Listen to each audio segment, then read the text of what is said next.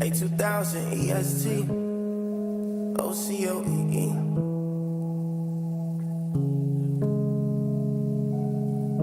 They said if it don't make dollars, it don't make sense. They said my time's wasted if I ain't chasing a bag. But pops told me never chase nothing. Only here to lead lost souls to the kingdom. That's facts.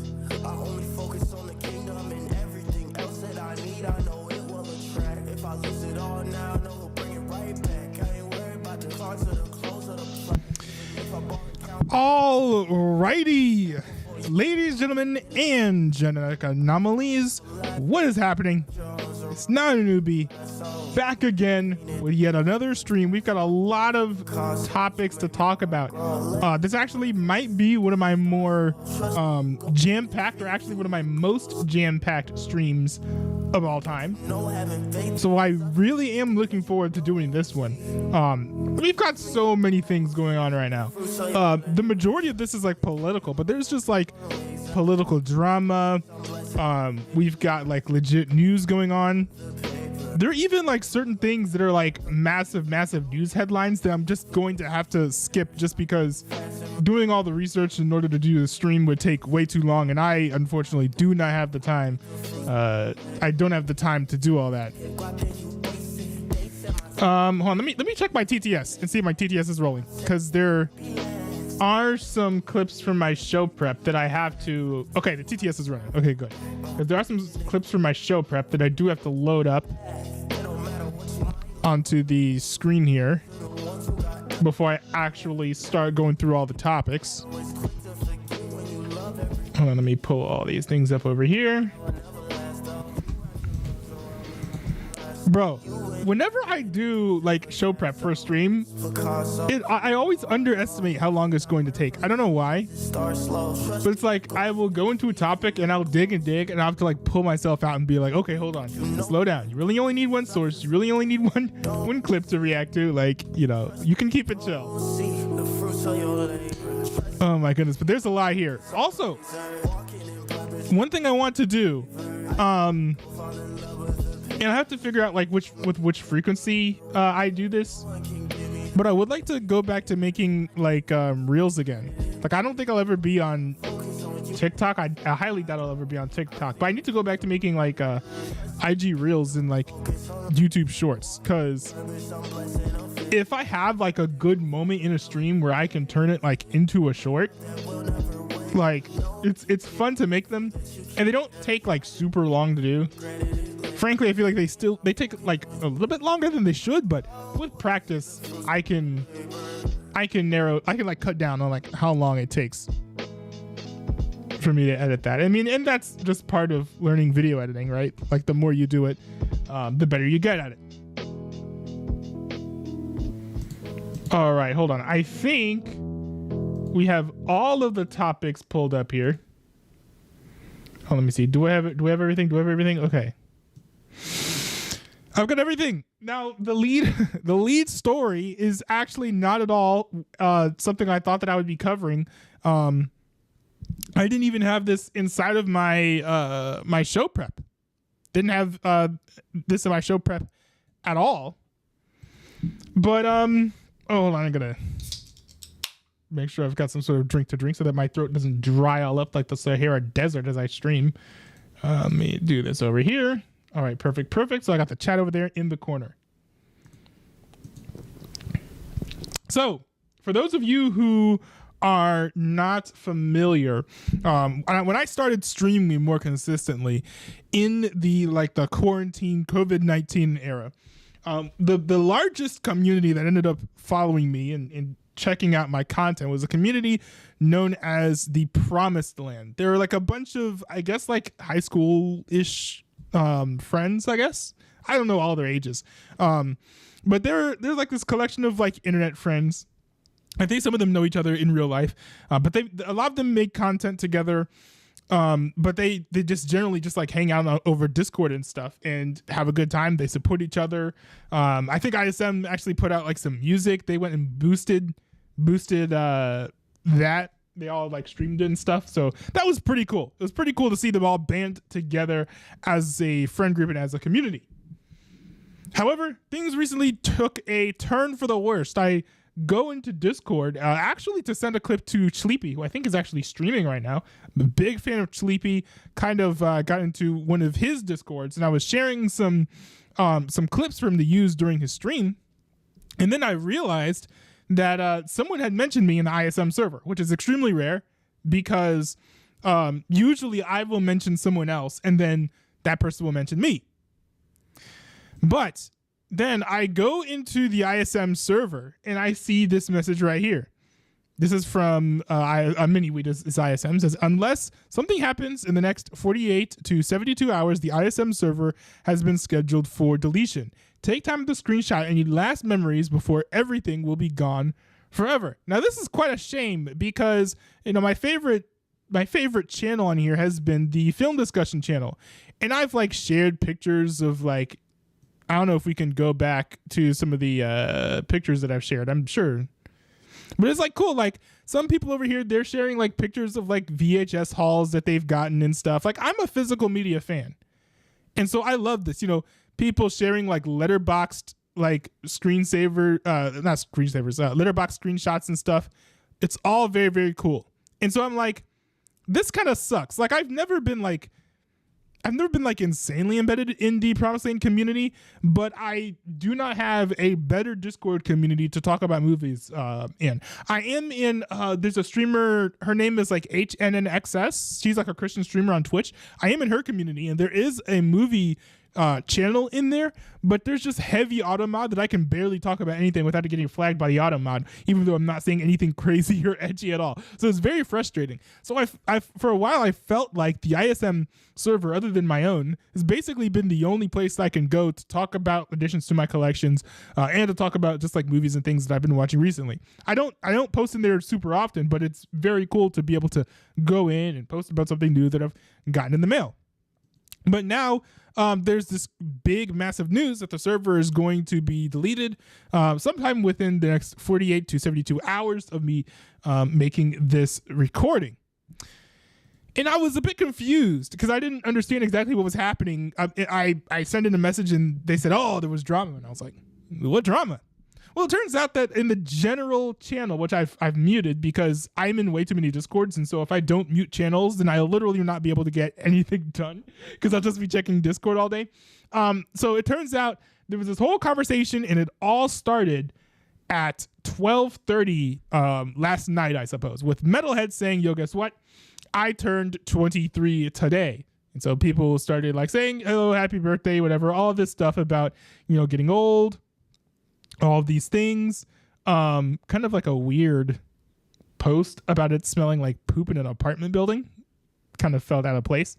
But then generally, like, we've got this whole conversation now where people are not just talking about like getting older, but also talking about like, you know, what it's like to be in a relationship. Like I think here, you know, we've got people talking about goals, like E Productions here, talking about some goals that he's got, you know, including like, you know, being rich, getting married, all that type of stuff, which is cool.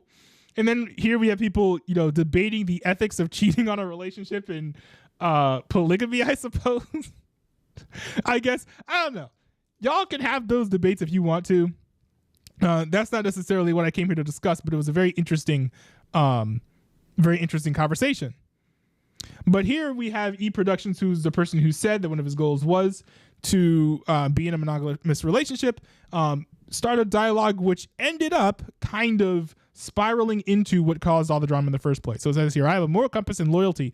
So yes, I will be loyal to the one. But the one is probably a few years down the road. I'll likely have to go through a few more trial and error runs before I find the perfect partner. And then Lennox. So also, quick aside, I don't understand why so many people are using the word partner. It's so weird to use that type of vocabulary, I feel like, because like, to me, it feels like you're trying to like hide the gender of the person that you like would like to be with, or the person that you are with. So it's like, I feel like it either means that like you're like, I feel like in general, like it's a term that most people would use like if they're gay or something, but they don't want to say that they're gay. So it's just like, oh, I'm a dude. I don't want to talk about my boyfriend. I'm just gonna say my partner. That's better. That works. So, but it's weird to see people who like I don't think E Productions is gay. So I find it an interesting choice of words here. I just find it weird when straight people say partner. It just doesn't make sense to me. But anyway, that's an aside. So Lennox O says, that seems like a dumb question to ask. Honestly, I would rather have to stick with one person. I'd imagine if the person was that great, you wouldn't feel like you have to do that. You're doing it for fun because that person is so great. E Production says, well, Colin doesn't know how I'd be in a relationship, and based off what I said in jest, it is logical. Relationship on many respects is just a friendship, but more intimate.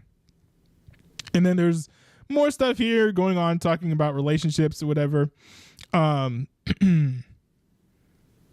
Talking about the ethics of using the B word, all of that stuff, classic Discord conversations.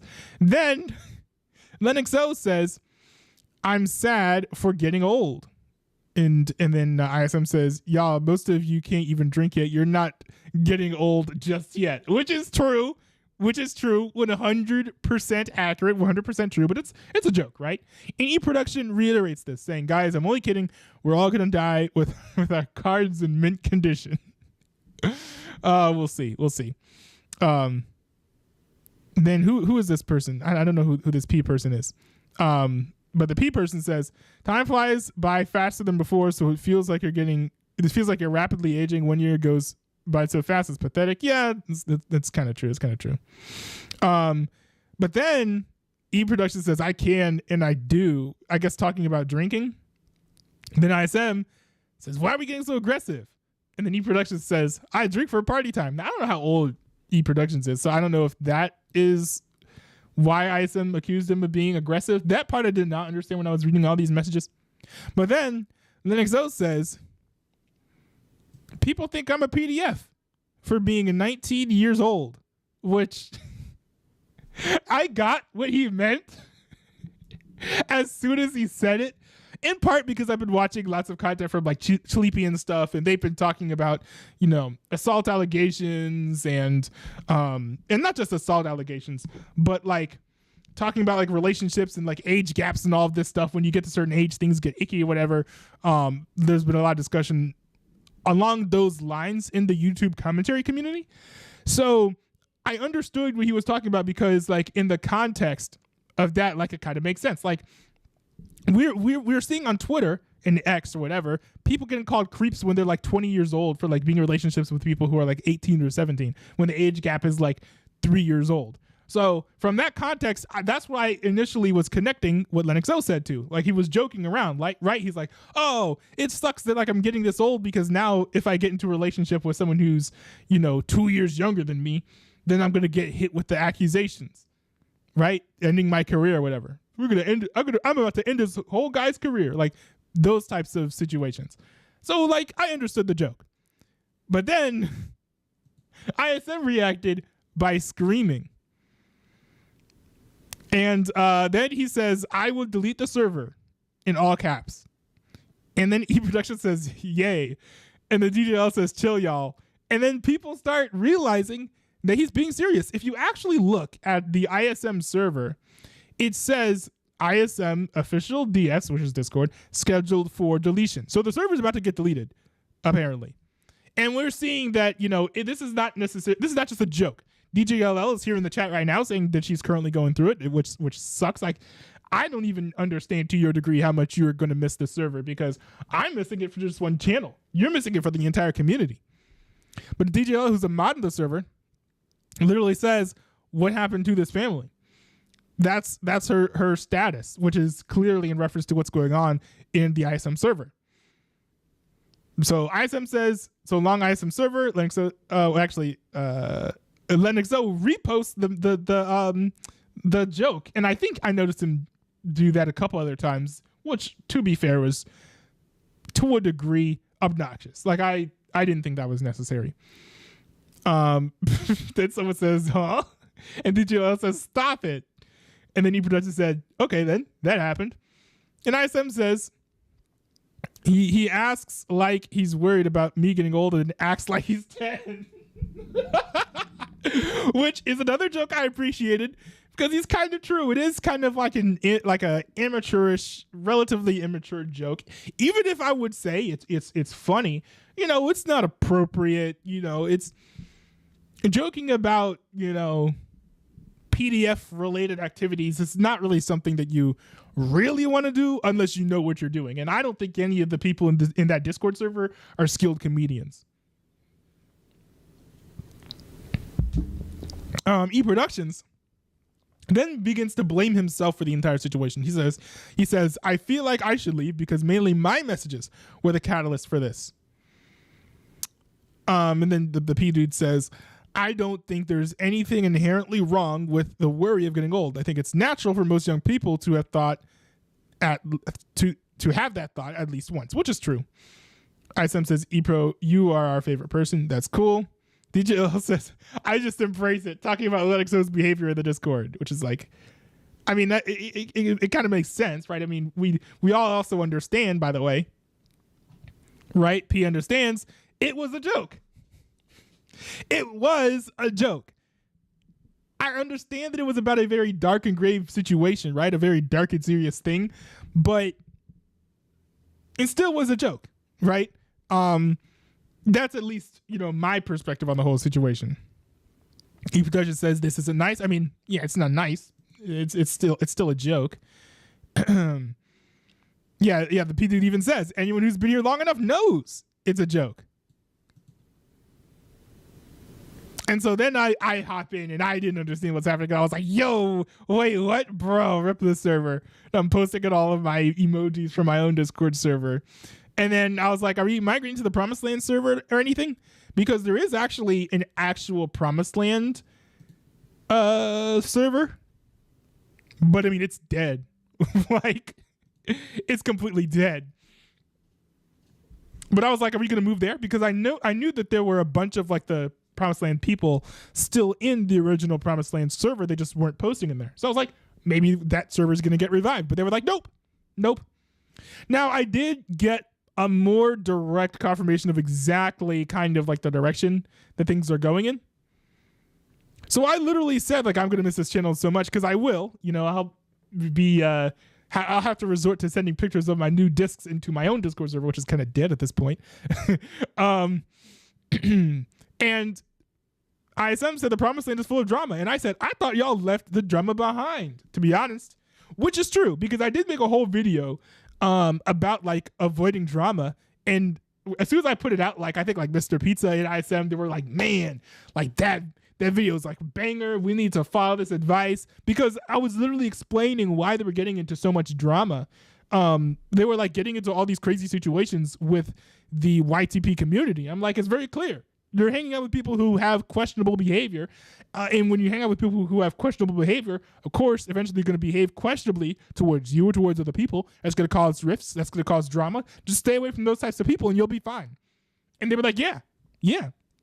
And I was like, yeah, like set your boundaries, do all that stuff. And they were like, cool, dope. So I was like, okay, cool. They're going to avoid drama. Well, I guess not, because this is happening here.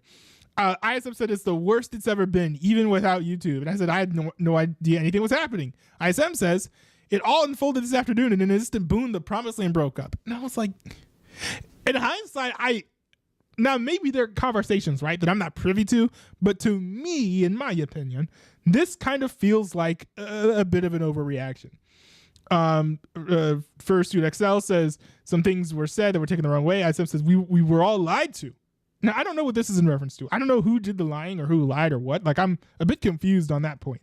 I don't know what the lies were. I did go back and I understand kind of what he was saying, but I don't know about any lies. ISM said, Lenny, it was a whole thing.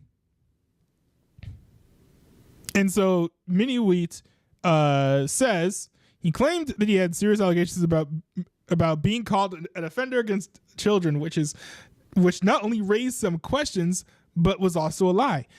I just wanted some distance from him after that, but Mr. Pizza and Bacon Brett don't want to be friends with me if I'm not friends with NXO. So they... Okay, that is petty. That is petty. When I finish reading the message, I'm going to explain why. So they left the server and are never coming back. So what's the point of keeping the server if the promised land is broken up? Now, to be like, I'm not going to be friends with you if you're friends with him, or if you stop being friends with him, then I'm not going to be friends with you. That's like playground nonsense. That's playground nonsense, okay? Like, do I think ISM is overreacting? Sure, but he has a right to react however he wants to this entire conversation. He has a right to have whatever emotions regarding what was said that he wants. That's completely fine. Let him be. If he wants to make enemies out of people, that doesn't mean you have to make an enemy out of him. I don't understand that. Discord is not like a team sport where you have to like pick a side and then like stay along your side of the line. It doesn't have to be like that. Now, maybe I'm unique and this is not how people behave. Maybe people do ordinarily just like move in cliques and they're like, oh, if you're friends with him, I'm not gonna be friends with you. Like, maybe that's a normal thing to do, but I don't know. That just sounds like immaturity to me. Maybe it is normal and most people are just immature. That could be a possibility too. But like, I'm like, especially because this seems like a knee-jerk reaction. Because this conversation happened and then boom, the server's gone and destroyed. Like, it seems way too quick to me. But that's the whole drama. It sucks that the server's gonna get nuked, but at the end of the day, right, it's a private platform. This is ISM's server. He can decide to do whatever he wants to do with the server. I don't know if you're missing the server, join mine, I suppose. But like, I wish that the server would just stay up.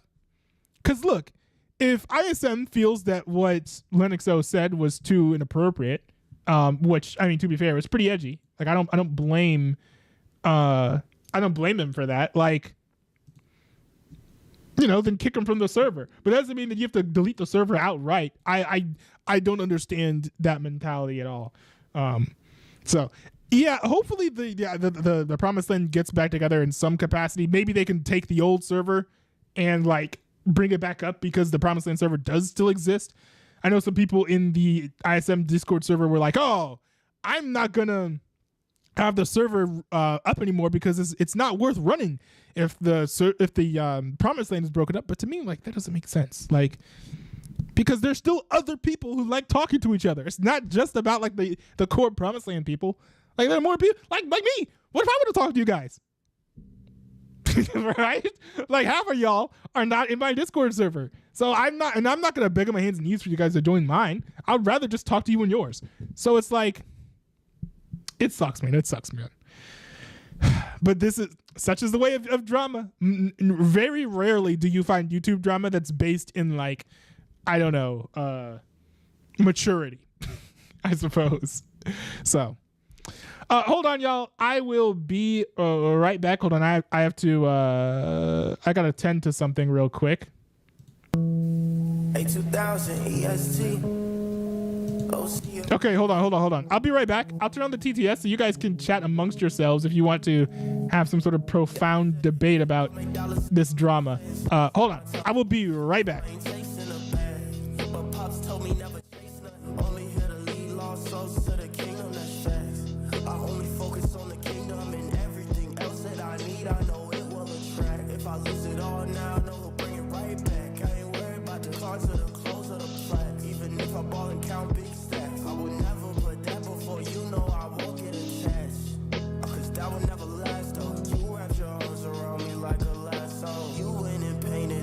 Picasso, oops, Picasso, you made my heart grow. A lesson I learned from the seed is it starts slow. Trust me, you gon' see the tree if you look close. Don't you know having faith is a substance of things that you don't see? But trust me, you gon' see the fruits of your labor. Trust in the king and my focus on the laser. Walking in purpose, I'm blessing on favor. I tried to go fall in love with the paper. Till you show me love that will never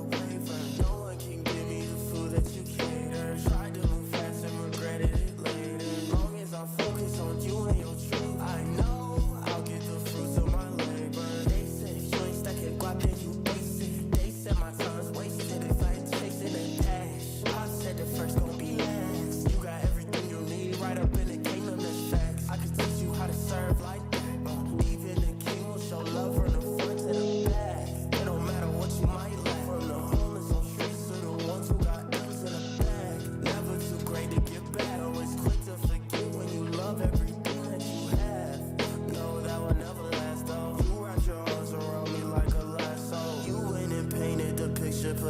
Picasso. Oops, Picasso, you made my heart grow. A lesson I learned from the seed is it starts slow. Trust me, you gon' see the tree if you look close.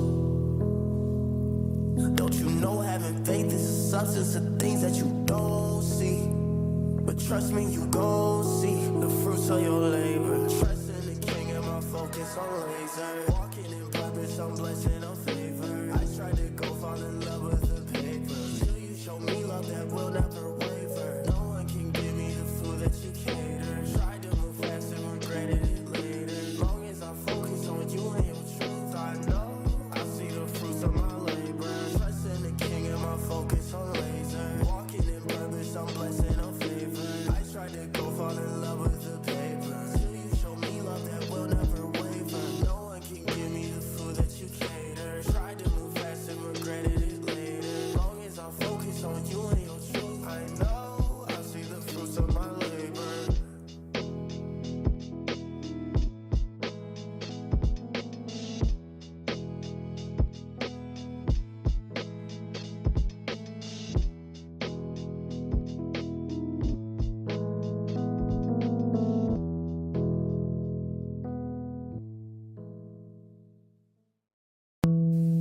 2000 EST OCOEE.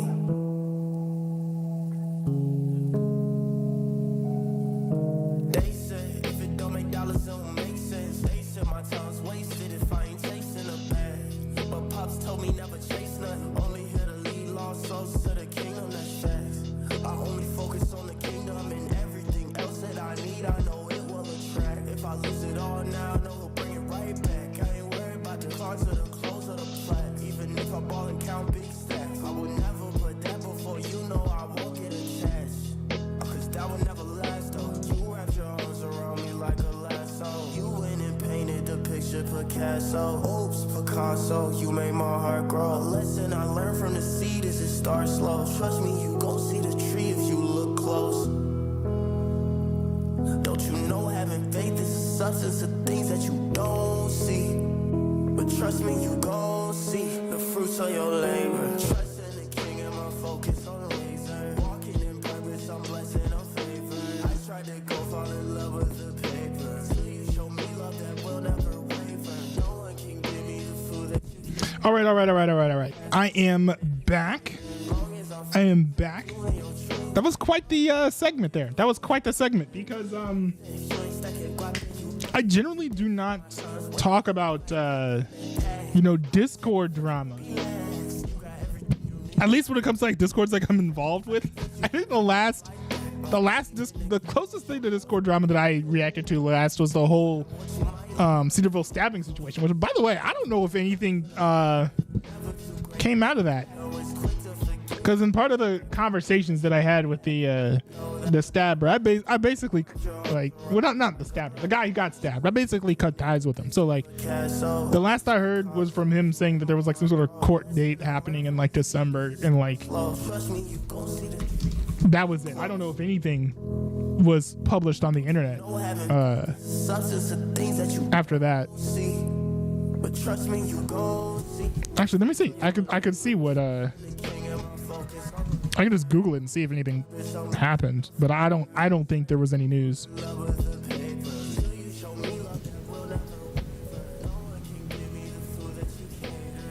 Yeah, no. The newest news that I could find was the newest news that I could find is literally just like a look back in like a Xenia Gazette thing of like news from like news stories from that year. Hold on, let me see. Junie. Yeah, no, hold on. A 19-year-old Cedarville student was charged with 2 felonies in connection with the stabbing of another student, Junior Franks of Galena. Faced charges of 2nd-degree felonious assault and tampering with evidence. The 3rd-degree felony, court records show. Yeah, there was no other news like beyond that. So yeah, that kind of died. I don't generally like doing drama over like that involves people that I know or people that like I kind of know. Like if I'm in a Discord server, I'm not really gonna run around talking about the drama of the server. The only reason I did it for the whole ISM server is because, first of all, the server's gonna get nuked, so like the stuff is gonna get gone and lost forever. So also ISM did say, yo, take screenshots. So like I feel like me giving my own commentary and like doing a video about it is better than taking mere screenshots. But that's just my opinion. And I know we've got a lot of other things to tackle, a lot of other topics to go over tonight. But I just wanted to make sure that I got to that because, for those of you who watch me, especially, a lot of you guys are in that ISM server. It's big news. So I did want to make sure that I covered it because you guys also probably saw me messaging in the Discord. So it'd be weird if I just kind of like ignored the story that was massive and huge and just talked about just random normal news stuff like I ordinarily do. So if any of you guys wants to like come onto the stream and talk about the drama regarding that server, like let me know, because I'm sure that there's context and stuff that I'm missing. But other than that, I think I'm probably going to move on to the next topic that I have at hand. Hold on, let me move this over here. Just got to make sure that this is all working properly. Okay. All right. Whew. So let's see. Let me do this. All right. So we've got this crazy story coming out of Sydney, Australia. A 15-year-old boy stabbed a bishop who was leading a church service. We have the article here from the Daily Mail. Christ the Good Shepherd Church, Wakeley. Heart-stopping moment. Worshippers hold down alleged smiling stabber inside church as riot erupts on Sydney's streets. So the worshippers, they held down the attacker so that the police could go and take care of him. But here's the thing to me. The thing to me is, hold on, let me see. The thing to me is these people who were there, they're ostensibly Christians, right? And I'm a Christian too. They gathered outside of the church when the police got there, and they started throwing bottles and bricks, and they were saying an eye for an eye and bring him out, which seemed to insinuate to me that they wanted to go out and basically lynch this dude for stabbing the bishop. Now, I did look it up, and I don't have the source here with me. I think it might be in one of these articles. I'm not sure. But the church itself did issue an official statement saying, go home and let the cops take care of it, basically. So, there was, you can't really implicate the actual church in that. But still, there were Christians who were there, who were angry, and they rioted. And this situation is frustrating to me for multiple reasons. First of all, that in Australia, all the civilians have been disarmed, so civilians cannot defend themselves from assailants like this without the help of the police. There was the whole case in the Sydney Mall that happened not too long before this incident, where a bunch of people just got stabbed, and the people couldn't do anything except maybe run away because they didn't have anything to use to fight the assailant there. They had to wait for a police officer who had a gun.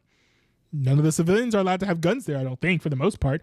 And I think even there, like, I think Australia is one of the types of countries where they're eyeing stuff like knife control, which is like kind of hilarious to think about. Like, if you're in any sort of Western country that has like even a degree of freedom that's more than what you see in like Europe or in Australia, it might be confusing. Like knife control, like it feels like a meme, but it's something that these people are literally taking seriously because it's a major policy for these types of nations, particularly Australia. Because if you look at the West, like Australia is clearly, I think, the most authoritarian and borderline fascist state that we see.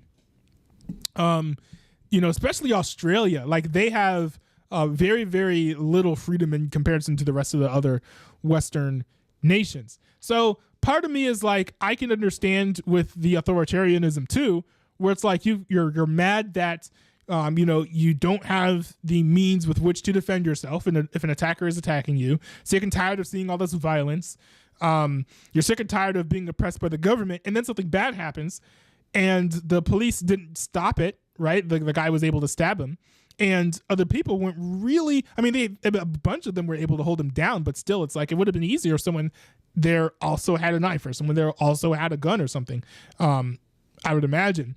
So I can understand why people in an authoritarian regime would be pent up and frustrated and use that energy in a destructive way, throwing rocks and things and, you know, forming a mob. Those are actually the typical things that you see as authoritarianism gets stronger, right? We saw this in France with the, I think France and Germany with the farmer protests and all that stuff.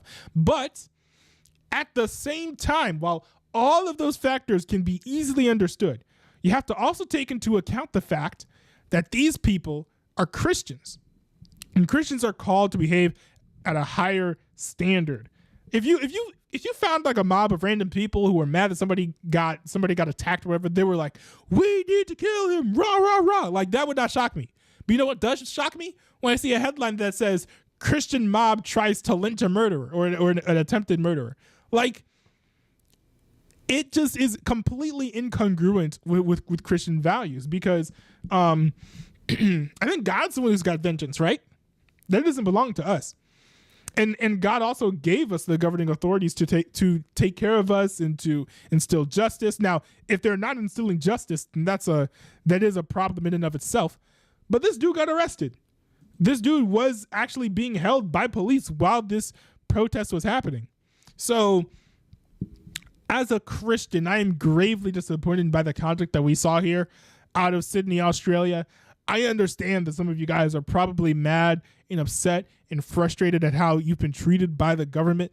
But at the same time, that's no excuse, because anyone can do anything bad to you, right? You can just use other people's bad behavior as an excuse for your own actions. And it's not like, you know, in the New Testament, it says, oh, vengeance is mine, thus saith the Lord, unless the police has been really bad to you. Because guess what? The New Testament happened while Israel was living as a conquered people under Rome. Rome was oppressing the Jews. So the people that Jesus was speaking to and the people that the apostles and the disciples were ministering to, they completely understood what it was like to be mistreated and treated unjustly by the police and by the military and the governing authorities. So you can't use, oh, but we're being oppressed as an excuse to kind of skirt the commands that we see in the scriptures. I hope that the Christians, after going home here, took some time, went home, and it reflected on their conduct. But beyond that, this is far from an isolated incident, because knife crime seems to be going up in Australia. Now, from what I was able to gather, it's not been rising in every single sector of Australia, but in many of them. So it's been increasing in Wiltshire as of 2023. It's been increasing in Greenwich of February of this year, and it's been increasing in Bristol as of February of this year as well. Now, you know, what is going to be the solution to this, right? More knife control? Is that it? I don't think that the Australian government is going to allow people to defend themselves, which is unfortunate. I think they're probably going to move in the opposite direction. And I'm kind of interested to see if they get more restrictive on the people, if things get worse for the citizens when it comes to these types of attacks. That's something that I'd be really fascinated with to see how that works out. But part of me feels like tensions in Australia are rising in a way that's unhealthy and not great for that nation. I would not be shocked if, like, in the next 4 or 5 years, we're seeing irregular violence in Australia over a combination of the crime and also how the government is treating us people. And that's kind of what you get, honestly, when you oppress the people. If you push too much, the people are going to push back. Not necessarily condoning everything that they do as they push back, of course, but I'm just saying this is a statement of fact. This is how cities and states, you know, that's the life cycle, right? That's the life cycle. But hopefully Australia does the right thing. I don't think that they will. I don't think that they're going to pull back some of their restrictions on self-defense rights. The only thing I can hope is that Christians will behave themselves a bit better, which I think is a reasonable explanation, because if they're following scripture and they're staying plugged into their church, their pastors are going to admonish them and tell them to behave appropriately and all that stuff. So, yeah, we'll see. But oof, terrible news out of Sydney, Australia, and very embarrassing as a Christian. All right, let's move this over here.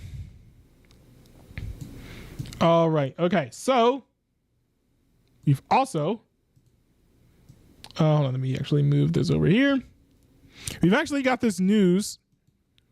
So a lot of you guys are probably familiar with the fact that Marjorie Taylor Greene is trying to get Mike Johnson removed as Speaker of the House. Now, I do want to go ahead and play this report from CNN about the whole situation, and then we're going to go over, some explanations as to why this might be happening.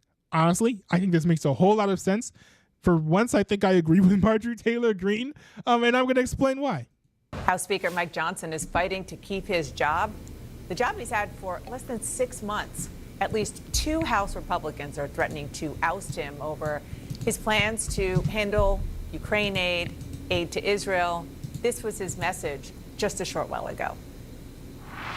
I am not resigning, and it is, in my view, an absurd notion that someone would bring a vacate motion when we are simply here trying to do our jobs. It is not helpful to the cause. It is not helpful to the country. It does not help the House Republicans advance our agenda, which is in the best interest of the American people here. CNN's Manu Raju is on Capitol Hill. You've been talking to lawmakers all morning. Obviously, Manu, this is about, in the short term, the politics for Mike Johnson, but we shouldn't lose sight, of course, of the fact that Ukraine and Ukraine's allies, both here and abroad, have been begging Mike Johnson to do something quickly so that they don't lose to Russia. Yeah, this has been going on for months and months and months. And just about 2 months ago is when the Senate passed its own foreign aid package that Mike Johnson sidelined as he tried to come up with his own strategies. He tried to win over Republicans. And just yesterday, he announced that strategy, saying that he's going to move forward on separate bills for Ukraine, for Israel, for Taiwan, and another bill that includes other policy measures, including a ban. Which is good, because I do believe that he did say he was going to try and bundle, stuff with...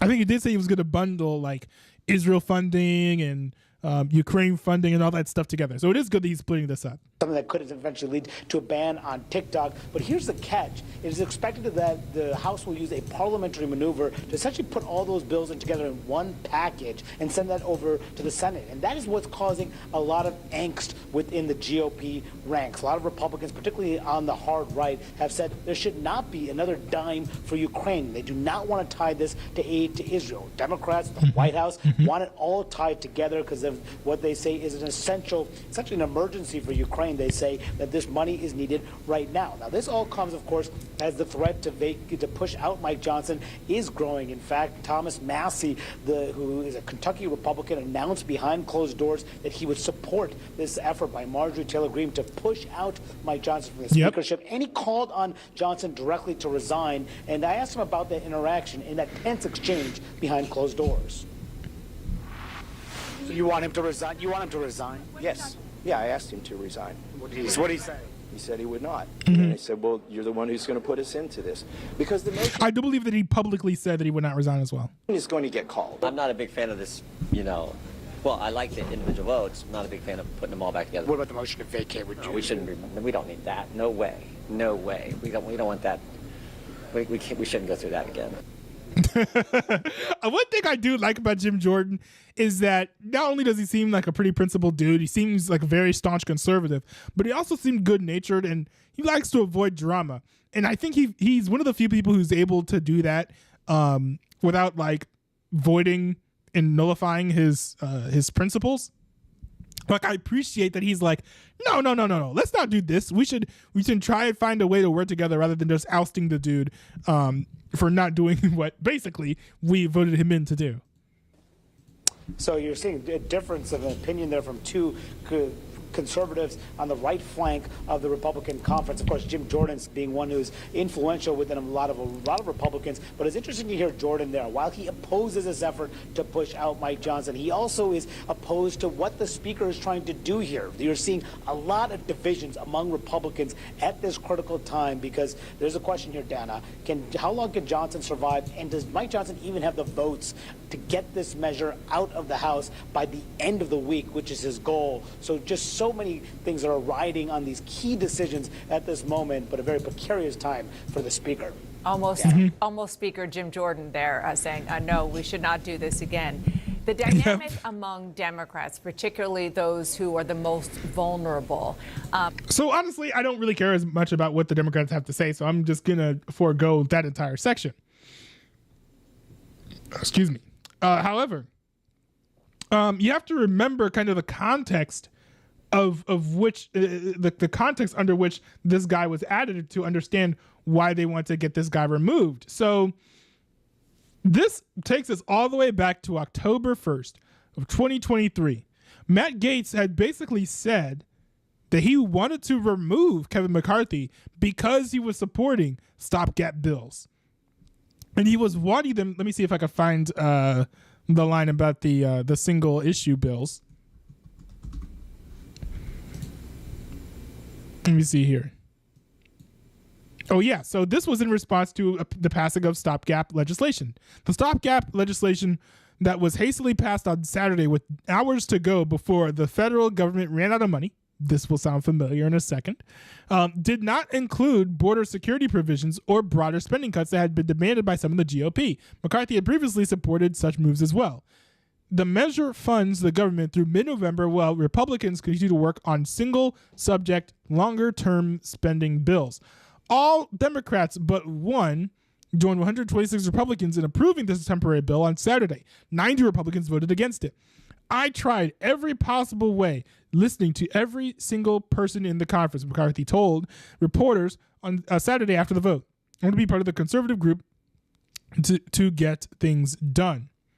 So this guy wants to do single subject bills, longer term spending bills.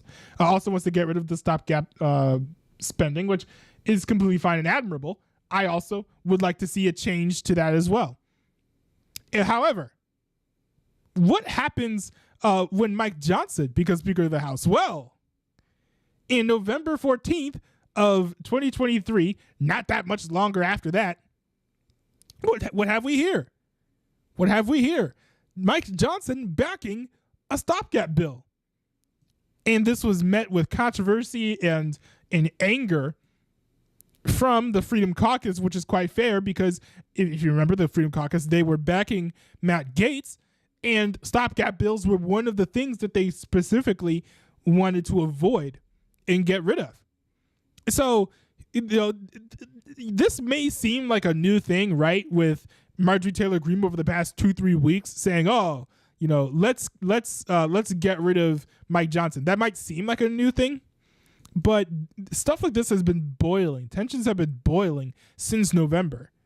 So we should not be as surprised as I think a lot of us are. Now, it's not just stopgap spending, it's stopgap bills. Mike Johnson also decided to fund an omnibus bill. Let me see if I can find it here. Here we go. Representative Dan Bishop, a Republican from North Carolina, quipped, "I think we are going to suddenly develop the resolve to make fundamental change and substantial fiscal reform, and the Senate is going to go along because they want to save the country. I don't think any of that will happen. I think we will see another omnibus appropriation bill." And then he was asked and said he was asked if it causes a problem for Johnson. Bishop argued the speaker didn't create those problems. While, to be fair, Mike Johnson didn't cause those problems. He was specifically voted in to fix them. So he is not doing what he was voted in to do. And so I think that Marjorie Taylor Greene actually does have a point here. Now, Matt Gaetz said that any future Speaker of the House will need to forego these typical practices of continuing resolutions and omnibus spending bills. You can read about that here. He said his speaker vote will come down to spending, right? Come down to spending. Hold on. Where's the quote about the continuing? Oh yeah, here we go. My personal decision will come down to spending. I want to hear these candidates say we are done governing by continuing resolution and omnibus bill, because for me, this was never personal. Now, one thing that surprises me though is that Matt Gaetz is not, saying, "Hey, we need to get rid of Mike Johnson," because many of the same complaints he had about Kevin McCarthy, Mike Johnson is perpetrating these exact same issues.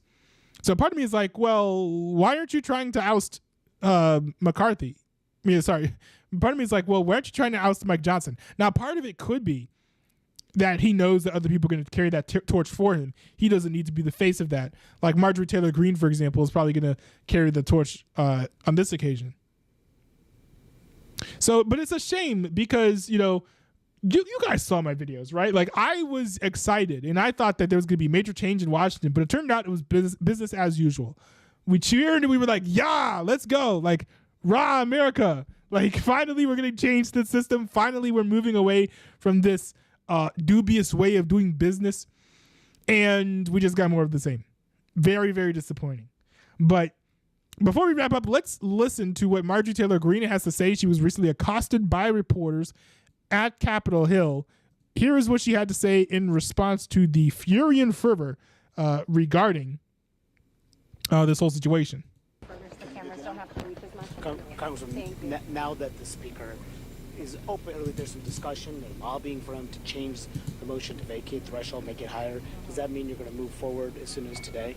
Mike Johnson owes our entire conference a meeting, and if he wants to change the motion to vacate, he needs to come before the Republican conference that elected him and tell us of his intentions and tell us what this rule change to the motion to vacate is going to be. And I'll tell you something, Kevin McCarthy, while he was staring down the barrel of a loaded gun, he never made a move. Oh yeah, that was the whole thing too about getting rid of, like, changing the threshold for getting rid of the Speaker of the House. I don't think that I think that he had said that he didn't want to change that. I thought he said he was comfortable governing with that single vote limit, that single vote policy. So, it kind of seems a little bit sus that he wants to change it now that he notices that the siege is getting a little bit too warm for comfort. While he was staring down the barrel of a loaded gun, he never made a move like this behind closed doors and made deals with Democrats to change the motion to vacate. And we're hearing that's exactly what Mike Johnson is doing. It's unprecedented. This has never happened in history, and it's completely wrong. He owes our conference the truth, and he owes Republicans answers. Does that mean you will go forward today? Will you go forward today? I'm waiting to find out what's going to happen. And this is the type of betrayal that Republican voters are absolutely fed up with. He really crossed the line with most Republicans across the country with what he did on the FISA vote last week, being the final deciding vote against warrants and then passing FISA. And now he's moving forward, making funding to Ukraine, $60 billion to Ukraine, his top priority, the most important thing he can do in a speakership. And he's willing to work with Democrats to make that deal and get that done and change the motion to vacate to do it. Have you heard from other colleagues who say that this potential action could put them more in your camp of wanting to motion to vacate sooner rather than later? Absolutely. Absolutely. People? Yeah, and honestly, I agree. I think that this is true because the more, like, we did see, who's that guy? I think Massey was the guy who said, I think that I want to support Marjorie Taylor Greene's efforts as well. So the more time that passes where, Mike Johnson continues to continues to support this method of spending that is not in line with the reason, with what the Freedom Caucus wants, the more likely it is that he gets booted. I've told you guys I will not speak for my colleagues. That would be extremely disrespectful for me to do. It's up to them to come forward and say it. But if Mike Johnson goes in there and attaches to the rule, which is the Rules Committee is meeting right now, so we'll see when that vote takes place. If he attaches a rule to change the motion to vacate and then uses Democrat votes on the Rules Committee, he's going to prove exactly what I've been saying correct. He is the Democrat speaker. I don't think that's ever happened in history before, and that's going to be the message that will definitely change everything. Speaker Johnson was asked directly why he believes it's worth losing his job potentially over putting aid to Ukraine on the floor, and he said it's because it's the right thing to do. What do you make of that response from the speaker? He's serving Ukraine first and America last, and that would be the worst thing to Oh do. man, I didn't think that she was gonna respond with a slogan, though. To be honest, I didn't think that she was gonna respond with a slogan. I feel like there's got to be something that happens. Part of me wonders, like did he get like captured? Maybe not blackmailed, but like, did he make some sort of deal where it's like, oh, you know, if I support funding to Ukraine, then you guys will help me with this other thing that I'm working on, because that's entirely possible. And people do, if the show Designated Survivor is accurate, then people make deals like that all the time behind closed doors. But it's just unfortunate when you were so vocal about fixing all the problems that Kevin McCarthy perpetuated, and you are resolving none of them. And in fact, you are perpetuating all of the same ones that he got booted for. I'm like, man, it's a shame what happened too, because we were so excited for him and he hasn't changed a thing. For a United States House of Representatives speaker, third in line to the President of the United States, to do nothing for American citizens. Think about this. Monday was tax day. So as Americans were paying their hard-earned tax dollars to this government, the Republican speaker is hinging his entire ability to stay speaker on sending $60 more billion to Ukraine. I can't think of a worse betrayal ever to happen in United States history. And here's what's really ironic. The constitutional attorney, Mike Johnson, is literally betraying the American people in order to keep his grip of power on the speakership. What about the idea that Republicans... Well, I mean, to be fair, the only people who are threatening to remove him are the Freedom Caucus. If he was really so concerned about making sure that he maintained his speakership, then he would have caved to their demands already and done what he had promised to do. You don't speak. I think I speak for the people. Sorry, it's way too quiet. I know that I'm boosting it with the compression, but on mine, it's just way too quiet for me to hear. In order to keep his grip of power on the speakership. What about the idea that Republicans... You don't speak. I think I speak for the people. And the people are the party, and that's everything wrong with the Republican Party. Many Republican leaders have forgotten that, and this is why Republican voters for many years now are so tired of the Republican Party that writes strongly worded letters, has a great 3 to 5 minutes on Fox News, and continues to just give these talking points, but never backs it up with actions. Republican voters want actions. They want to be protected from the destructive Democrat agenda, and Republican leaders aren't doing it. That's true. What's holding you? Have you talked to Trump about this since Friday when he met with the speaker and he said I stand with him? I'm not I love this question. Have you talked to Trump about this? And you know why I find this hilarious? Is because Marjorie Taylor Greene is one of those people who ties herself to the hip to Donald Trump. And while Donald Trump isn't always wrong or right about things, I don't like it when people do this because it prevents them from thinking for themselves. I look at Marjorie Taylor Greene and I'm just like, she's just like a secret agent for Donald Trump at this point. She's just doing whatever Donald Trump says for her to do. Remember, she was on the phone during the last speaker fight, like being like, hey, talk to Donald Trump. Look at my phone. Like, come on. And that's what's frustrating about this too, is that, like, I'm not saying that Marjorie Taylor Greene is wrong, because she's actually right to oust him. As a matter of fact, I mean, he should have been ousted months ago. But at the same time, you do have me questioning the reason why you're doing this, when in the past, you know, it's been demonstrated that you are basically doing every single itty bitty thing at the behest of Donald Trump, rather than out of your own political values, your own personal values, or the values of the people who elected you. That, to me, is my main complaint about Marjorie Taylor Greene's efforts here. going to be disclosing my conversations with President Trump. I think President Trump made it clear when he said we'll see what happens. So what's holding you back from moving forward right now, given that all the objections you've been raising and the possibility of this motion to vacate being raised? What's holding you back? This is a legitimate question. This is a legitimate question. However, I will say that Matt Gaetz' mistake with ousting Kevin McCarthy is that he didn't have a plan.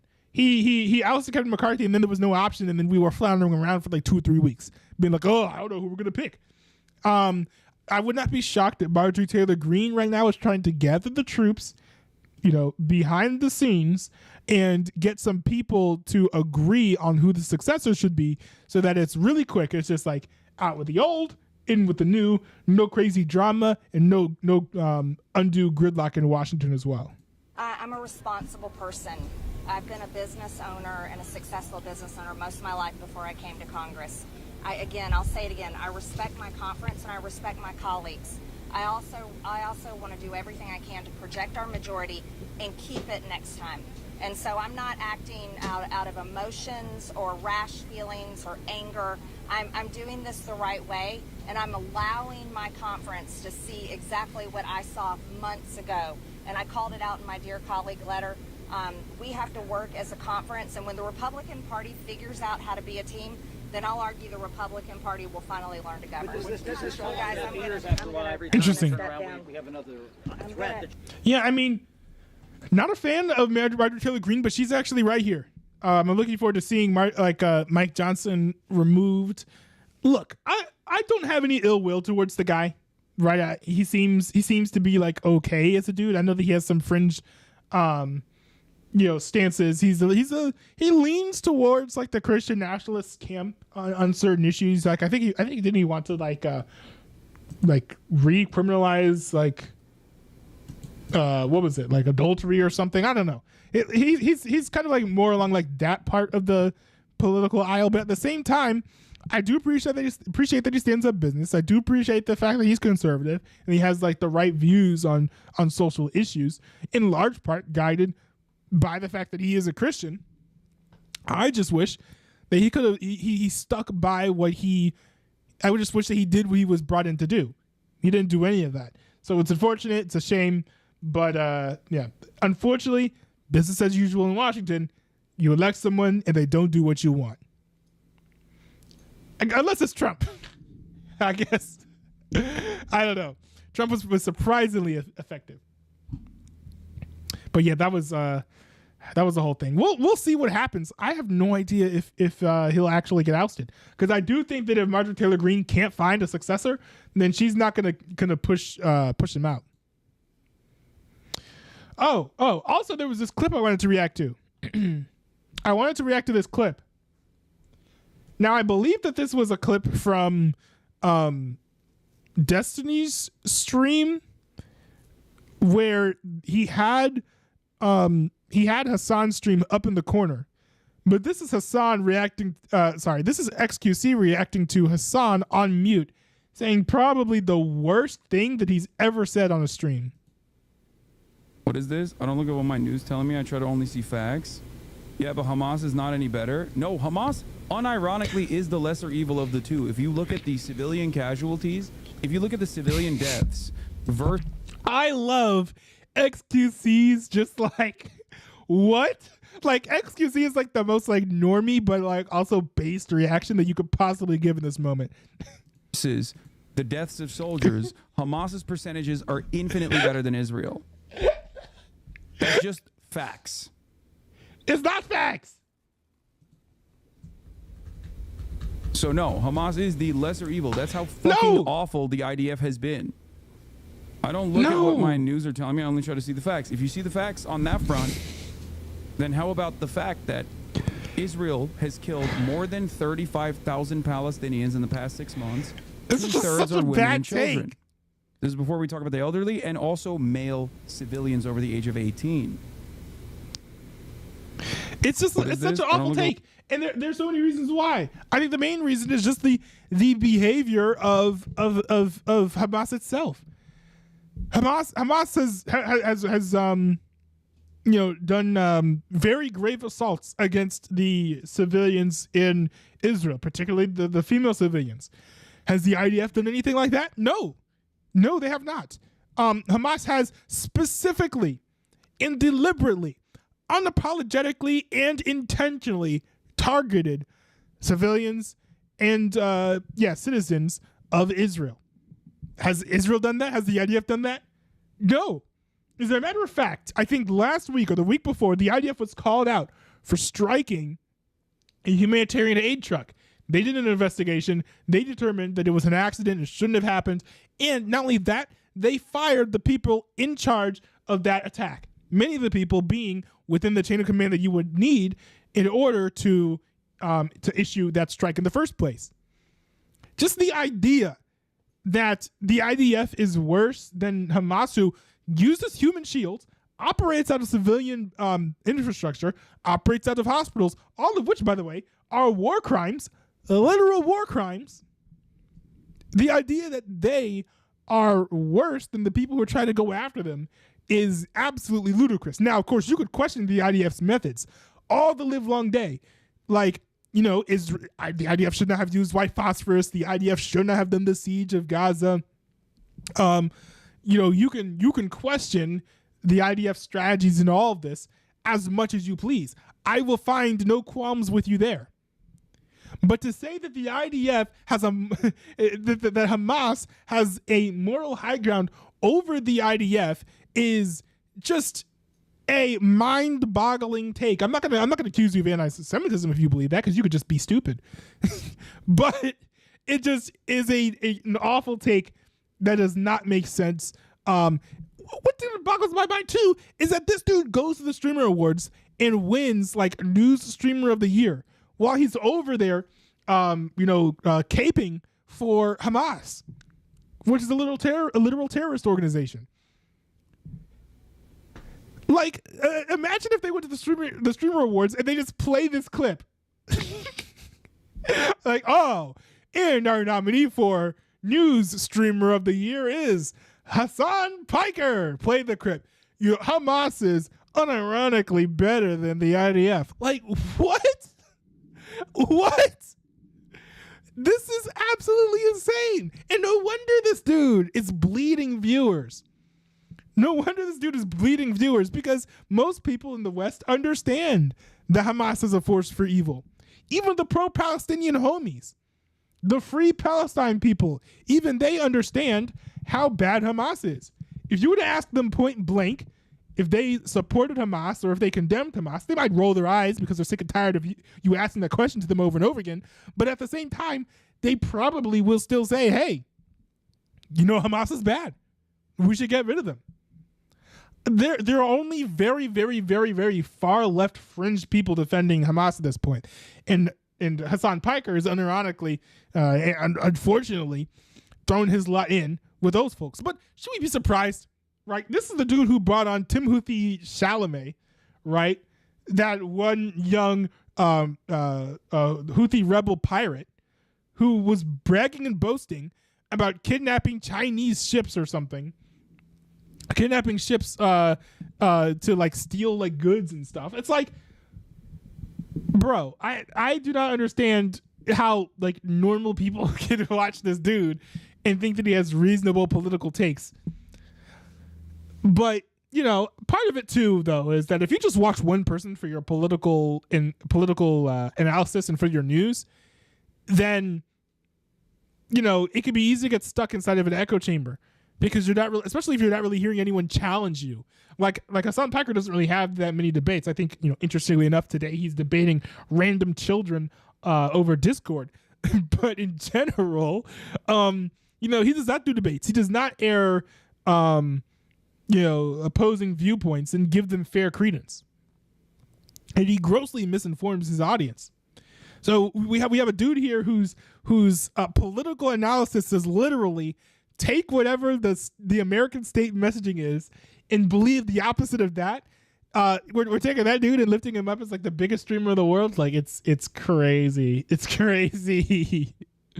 But hey, at the end of the day, I'm this just makes me a little bit more happy that he's losing viewers and hemorrhaging viewers. Like it's cool to see like Tim Pool's like IRL podcast go from having less concurrent viewers to as Hassan to having more. It's been fun to see that happen. So, and you might not like Tim Pool, but I mean, at least he's better than Hassan Piker. At least he's not gonna condone the violations of international law and the rules of war. This guy is just insane, man. This is too much. Too much. Oh, man. Lennoxo said in the chat. Oh, hey, what's up? Hey, Newsbee. Hey, what's up? Did you want to come onto the stream? Because I know that... Oh, hold on. Let me see here. Let me see. What is this? Okay. Lennoxo, did you want to join the stream? Because if you did want to join the stream and talk about everything that's going on with the ISM server, I am completely game. It's sounding like there is more stuff that was not part of the Discord server that I didn't completely understand. I think it was probably some private DMs or whatever. If you want to explain what happened, feel free. I am more than willing to hear your side of the story. By the way, if you didn't catch the beginning of my VOD, I do believe that ISM did overreact to the whole situation. I understand your joke was edgy. I don't know if it was the most appropriate joke to make. I don't know if it's a joke that you should have made. But at the end of the day, like, I understand it was a joke. You don't have to take everything super serious. So I'm going to eat dinner RN, so I can't. What?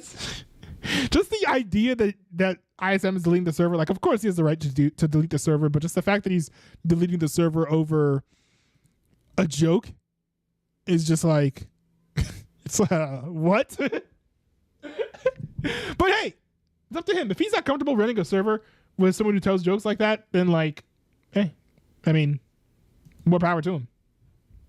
Are you eating dinner right now? So, okay, that's fair. Said in the chat. I mean, how long are you going to stream?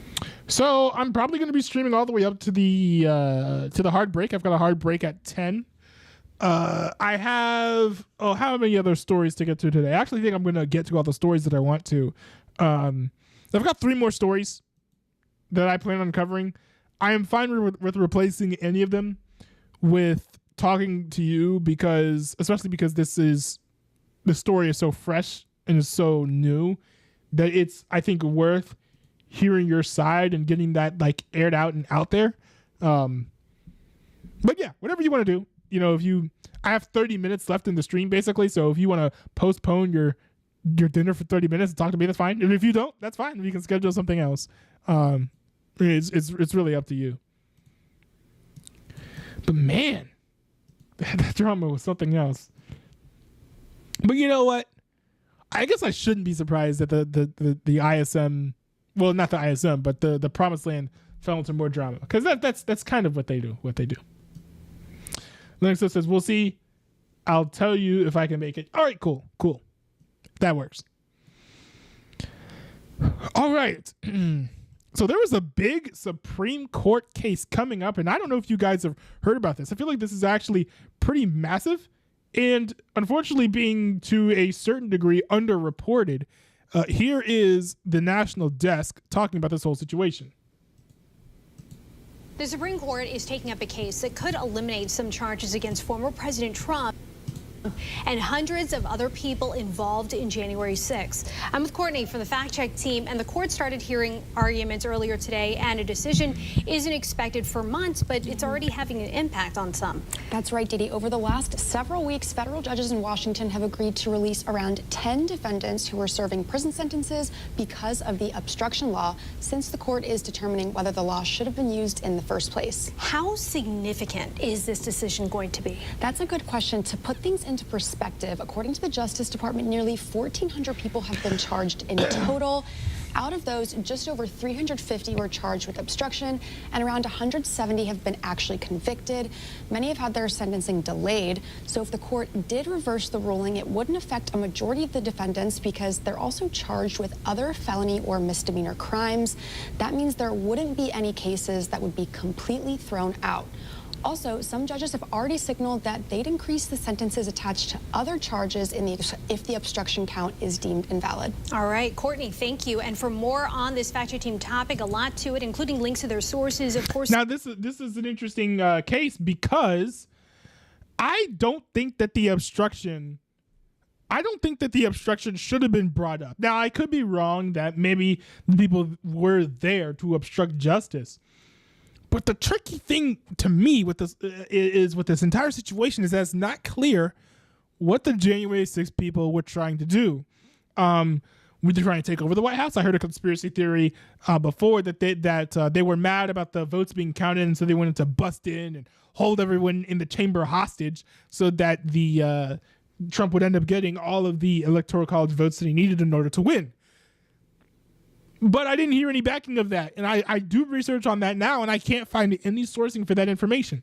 It's so strange because this is something that is largely in the mainstream media considered to be an insurrection, but it turns out to be a conspiracy theory because there's no evidence really that there was an effort made to actually overthrow anything or anyone.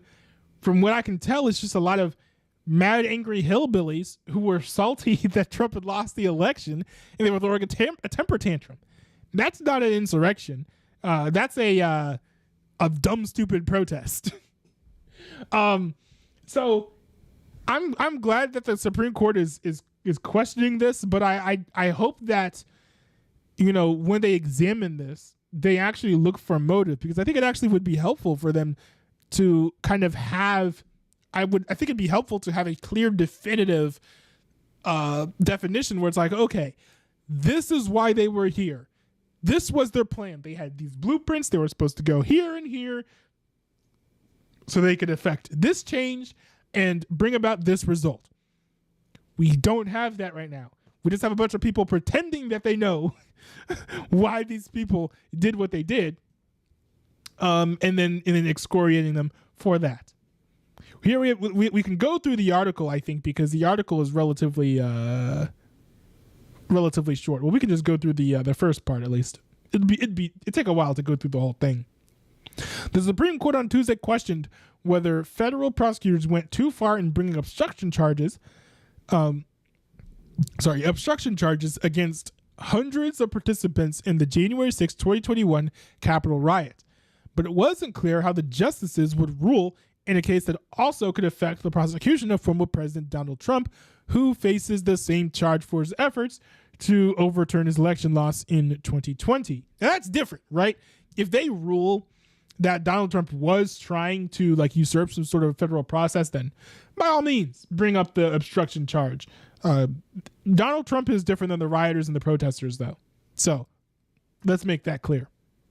The justices heard arguments over the charge of obstruction of an official proceeding in the case of Joseph Fisher, a former Pennsylvania police officer who has been indicted for his role in disrupting Congress's certification of Joe Biden's 2020 presidential election victory over Trump. Fisher is one of 330 people facing that charge, which stems from a law passed in the aftermath of the Enron financial scandal more than 2 decades ago to deal with the destruction of documents. Trump is facing 2 charges in a separate case brought by special counsel Jack Smith in Washington that could be knocked out with a favorable ruling from the nation's highest court. Next week, the justices will hear arguments over whether the former president and presumptive nominee for the 2024 Republican nomination has absolute immunity from prosecution in that case, a proposition that has so far been rejected by 2 lower courts. Smith has argued separately in the immunity case that the obstruction charges against Trump are valid no matter how the court decides Fisher's case. The first former U.S. president under indictment, Trump, is on trial on hush money charges in New York and also has been charged with election interference in Georgia and with mishandling classified documents in Florida. So yeah, this is going to be huge. there's going to be a huge case, especially if they end up overturning this, because I think this means that some people who were on Capitol grounds might be freed. Which, if they were nonviolent and they were just there because they were there after the initial violence and they saw the gates and stuff open, and they were like, oh, I guess we can go in, and they saw Capitol Police letting them in, then for those people, I could easily understand and justify letting them go. So if there are people like that being charged with obstruction alone, hopefully that means that they'll get freed. Unfortunately, I think a Republican is probably going to eventually end up pardoning too many of these people who got convicted or charged with crimes for being there on January 6th, particularly like violent people. Like we've seen the sob stories of like the grandmas or whatever, who I had no criminal record and now I have an ankle bracelet and I'm stuck on house arrest in my big, fancy, expensive barn, who it turns out they were throwing rocks at police officers and stuff or carrying weapons and brandishing them against people. Like I don't want to see those people pardoned, but the other people who are nonviolent and especially who weren't involved with the initial violence that breached the barriers of the Capitol in the first place, like let them go. Especially since many of them have been in jail for years, and there have been allegations that they've been mistreated and given some subpar jail conditions as well. I saw this headline from Vox, and it was so bad I had to bring it up. So this headline here is relatively provocative. It says, the Supreme Court effectively abolishes the right to mass protest in 3 U.S. states. It is no longer safe to organize a protest in Louisiana, Mississippi, or Texas. Well, that sounds a little bit dramatic. Supreme Court getting rid of the right to have a mass protest? Well, what's the real story behind this?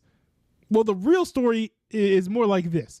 The court declines to intervene in the lawsuit against Black Lives Matter organizer. I guess we can read the details here. The Supreme Court on Monday declined to intervene in a lawsuit filed by a Louisiana police officer against the leader of the Black Lives Matter movement who organized a protest at which the police officer was seriously injured. The court's denial of review in McKesson versus Doe was part of a list of orders issued from the justices' private conference last week. The justices did not add any new cases to their docket for the 2024 term, yada, yada, yada. Here's where things get interesting. An issue in McKesson was whether DeRay McKesson can be held responsible for the officer's injuries when he did not directly harm the officer himself, but instead organized the demonstration and, the officer said, knew or should have known that violence would result. The case is one with which the justices were already familiar. In 2019, the U.S. Court of Appeals for the Ninth Circuit allowed the officer's lawsuit to go forward. McKesson then appealed the Supreme Court, where he argued that the lawsuit against him was barred by the First Amendment in the Supreme Court's 1982 decision in NAACP versus Claiborne Hardware, which limited the NAACP's liability for nonviolent protests that it organized.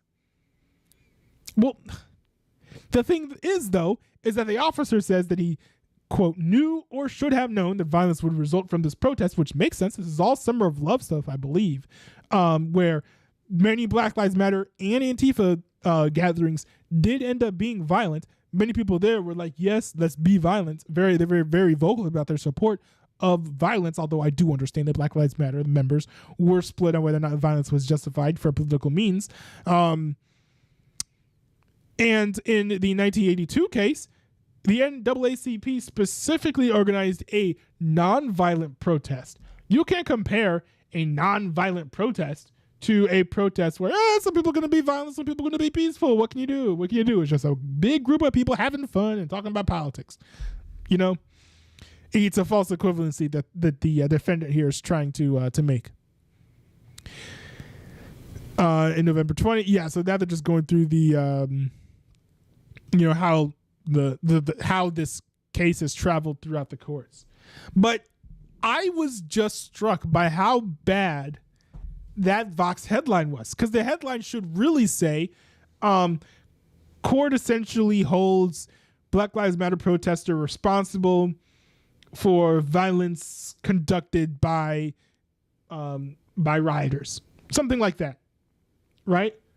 not the Supreme Court effectively removes the right for mass protests in 3 states, which is just like it's such a hilariously bad headline that either you would have had to have been given like the wrong snippets of information regarding that case, or you'd have to be deliberately lying in order to get a headline that bad.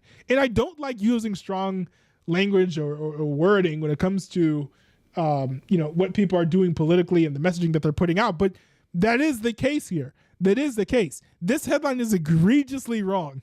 Literally no one else is making headlines like this, I don't think. But they're just needlessly fear-mongering. Maybe it's because I think Vox is tied with Vice and they've been bleeding for money, so maybe they need the clicks, but it's just so absurdly bad. And it's a shame because a lot of people use Vox as a source too, and they can be a good source sometimes. They do have people there who do good journalism. But it's headlines like this that make me go like, what are you doing? And it makes me distrust you more. So Vox need to shape up their act. That was a shameful, absolutely shameful headline that they put out there.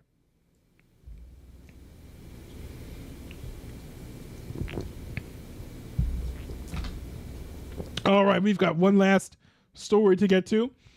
And this is just an opinion thing. No sources or anything.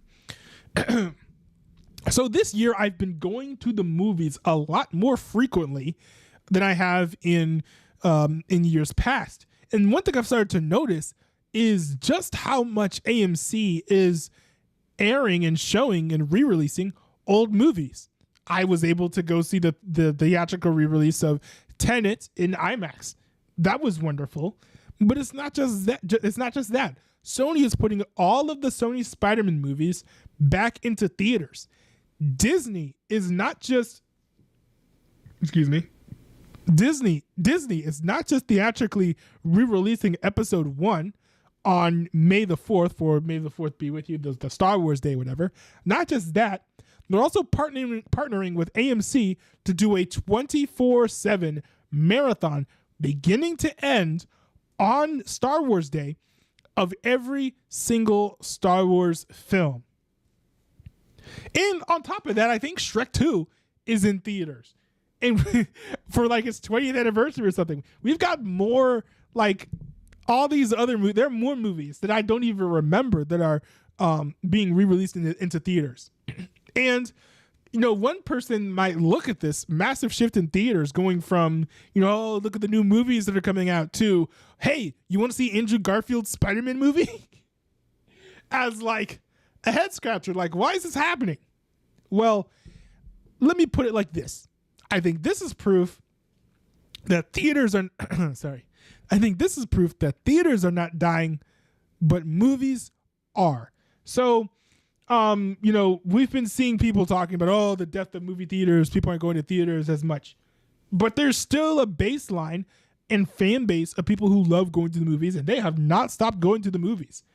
I've been feeling like this year in particular, there have been fewer movies coming out, or at least fewer promoted movies coming out this year, at least ones that look interesting, than last year. Now, I do understand that last year there was a glut of COVID films that came out, right? Films that were stuck in production during COVID, finally getting released. But at the same time, you would think that more movies would come out this year than have been released. But unfortunately, that has not been the case. But one thing that's been filling up the schedule is re-releases of films. And movies like like Tenet, they have been doing decently at the box office. So I think that what this shows us is that theaters are not necessarily going away. If you put good movies into theaters, people are going to see those movies. But unfortunately, the studios have not been making good movies, and so people are less interested in going to the theater. Why would you go to the theater if all the movies there are going to be garbage and trash, or at best, mid? You're not going to, right? Many people are just staying at home and watching streaming shows because they're finding streaming shows to be better than the movies that are out in the theaters. And let's be honest, I can't really blame them.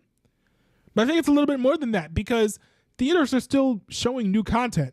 And that's never going to go away. But I think the shift in what's being sent to theaters is also interesting.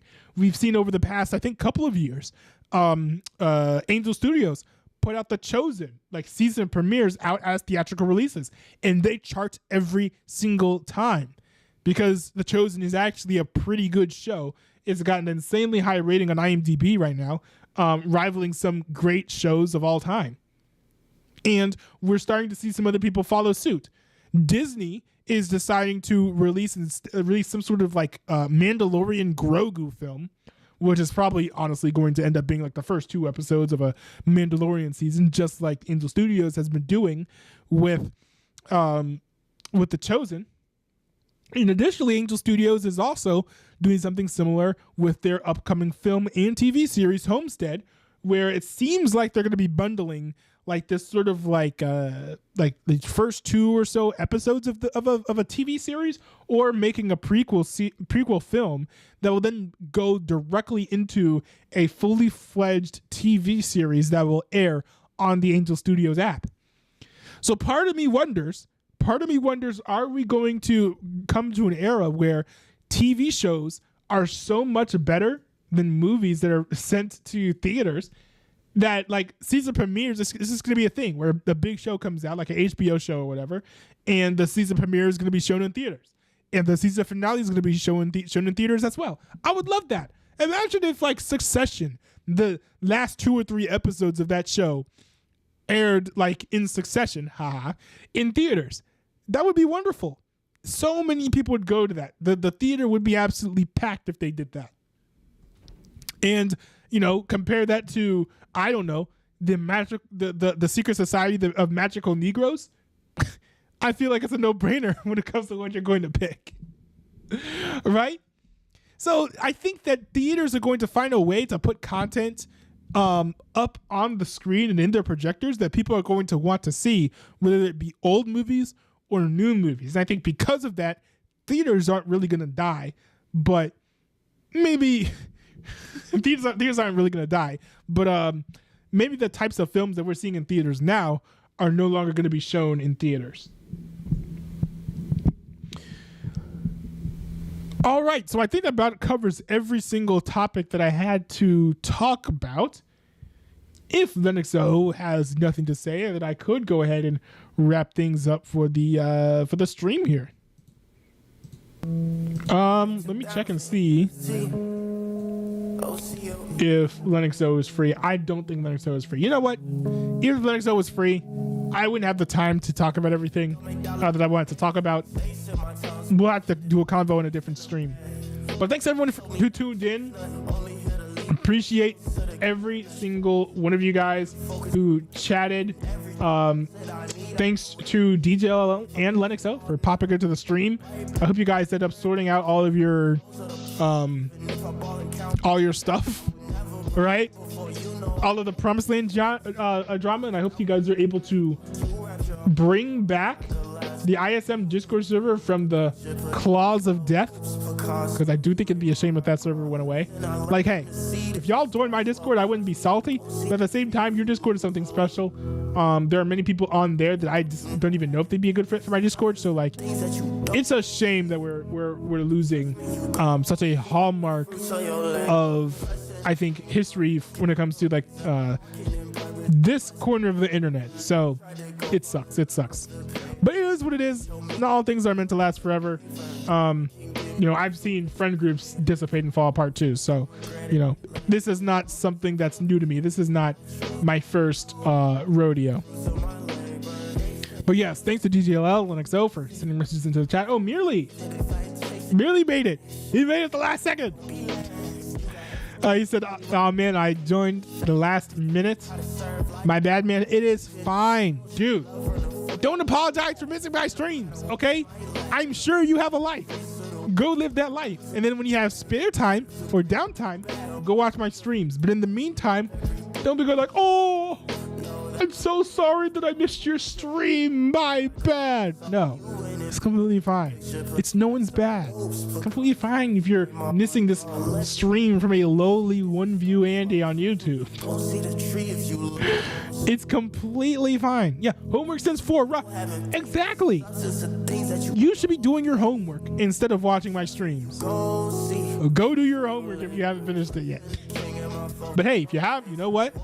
The stream's about to be over, homies. So you can just go watch the VOD, because I talked about a lot of interesting topics. I think you'd find this interesting. So thanks everyone for tuning in. I will see you guys later. For the ladies, gentlemen, and genetic anomalies who are not in my Discord, please join the Discord Pronto. The link is in the description below, and I will see you guys on my next stream. Peace out.